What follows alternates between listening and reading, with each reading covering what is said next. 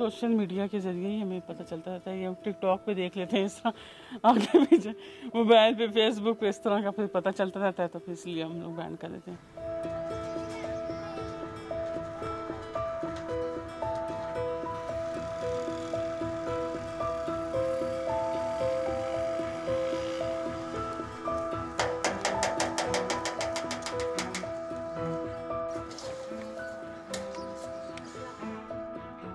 बस ये वैक्सीन का यही सुना है कि नई बात है, पहले इन्होंने गवर्नमेंट ने बंद कर दी है, सही नहीं निकली है, तो बस इस वजह से फिर हम लोग को भी थोड़ा सा है, तो फिर हमने नहीं लगवाई। वो कहते हैं कि ये वैक्सीन ठीक नहीं है, तो जब हम लोग उनको मोटिवेट करते हैं और बताते हैं कि ये महफूज है और अपनी हम लगाई हुई बताते हैं कि मैंने लगवा ली है, ये वैक्सीन महफूज है, आप लोग लगवा लो, तो काफ़ी हद तक लोग रजामंद हो जाते हैं। लेकिन कई लोग ऐसे होते हैं जिनको वीडियोस आ जाती हैं गलत किस्म की, सोशल मीडिया पे इस तरह की खबरें आ जाती हैं, तो वो फिर थोड़ा सा बदजन हो जाते हैं।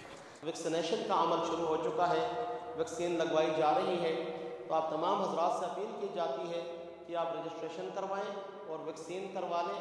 वैक्सीन आप लगवाएंगे, हज पे जाएंगे, उम्रे पे जाएंगे।